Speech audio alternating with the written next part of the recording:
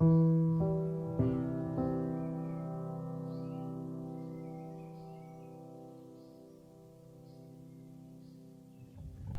know, you have to look at fungi.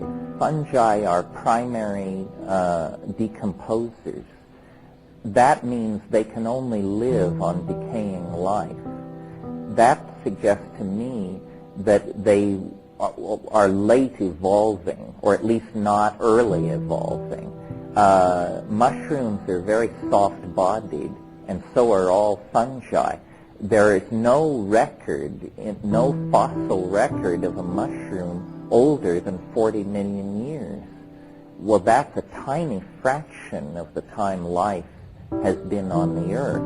Now, when I asked a paleontologist about this, he said, well, they're soft-bodied and they don't fossilize easily. But hey, we have flatworms from the gunflint chert of South Africa. They're 4.3 billion years old. If they left a trace in the fossil record, you'd think there would be more of a trace of mushrooms. If you decondition your presuppositions and just look at the mushroom, it looks to me, number one, as though it is capable of surviving an extraterrestrial environment.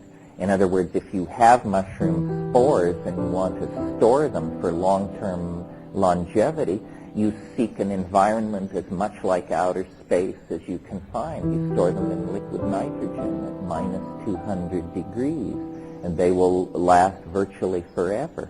If you look at the color of Stropharia cubensis spores, that's in the brown-gilled mushroom family, the spores are deep purple, almost black. That's the color you would paint a spacecraft if you wanted to absorb long wave radiation. If you look at the spore, you know, what is it? It's a packet of crystallized DNA.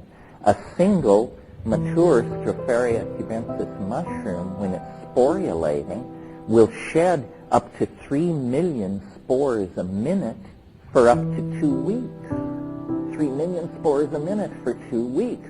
And these things are microscopic, so small that the perturbations and agitation of air molecules, which are called Brownian motion, can actually percolate these things into the outer atmosphere, where then energetic cosmic events can actually detach them from the terrestrial medium, and they slowly, like planetary dandruff or something, drift off into space. Well, I always, it seems so obvious to me, maybe it's because I live in Hawaii, but the most predictable major revolution in biology that you can imagine is, of course, within a few years it will be realized that the Earth is an island. That's all.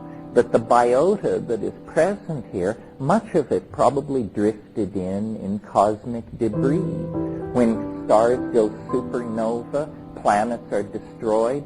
It's a cliche of cosmic consciousness to say, you know, the atoms in your body were once in the hearts of distant stars. Well, if that's true, then some of the atoms in your body were once in a part of distant planets. And some vanishingly small fraction may have been part of the biota of extraterrestrial ecosystems.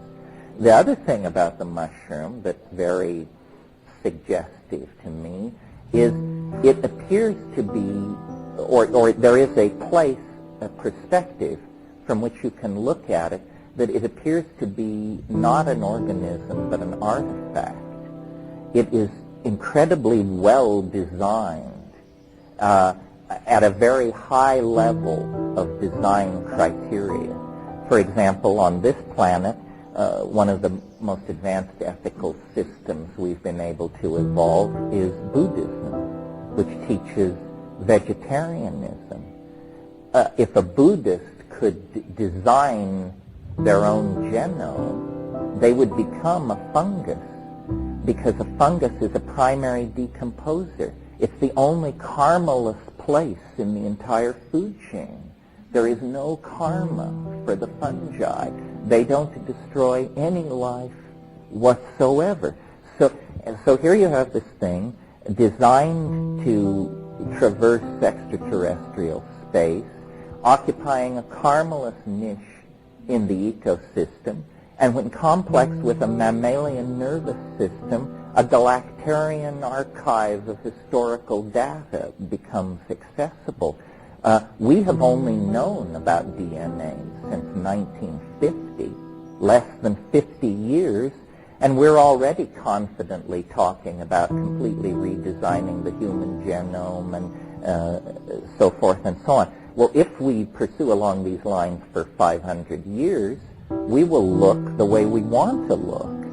And, trivially, we may all want to be Keanu Reeves or something, but once the cultural agenda cuts in, if, say, Buddhism took over in the presence of an advanced molecular genetics, then we could design ourselves into a karmaless niche in the universe. I wish that we could bring, I don't know who it is, but the content of the mushroom experience, which was what launched your question, is so evidently alien and non-human and self-referential to a world we don't know that, to me, it would require a commission and several years of study to decide that this thing is not an extraterrestrial. Our notions of extraterrestrials to this point have been incredibly self-reflexive.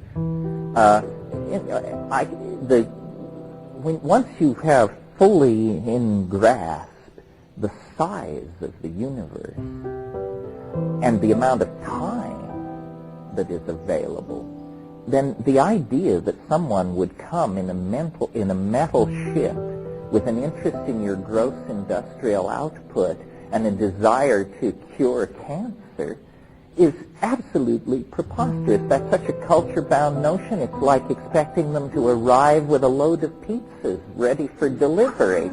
The trick is going to be to recognize the extraterrestrial. The very notion alien means unfamiliar. So it's not going to be like we think it is. The real task will be to recognize it. And we have discovered, after only 1,000 years, that toxic metal-based technologies are fatal. And we have pushed our entire planet into planetary crisis by coming to this realization rather late in the game. If long-term survival is the name of the game for intelligent life in the universe, then the way we're doing it is not the way to do it. It's going to have to be non-polluting, biologically based, molecularly based, so forth and so on. And as you run down the list, the mushroom begins to look more and more like the real thing. And then, of course, the content of the experience is so different from other psychedelics, and so other-oriented that I am puzzled that we've been at this now nearly 30 years and we still don't have a consensus. I don't know what it is. Is it that when you take the mushroom, you lose all ability to then operate in the world of straight judgments and understanding? It's very puzzling. But I think probably the biota of the Earth is riddled with extraterrestrial genes, if not organisms, and possibly intelligences. But they're not interested in your fetal tissue or putting implants in you or taking you up and slicing you up in very large-scale surgical wards. I find all that paranoid and pathological. I can talk about that if you want, but it's not really our subject.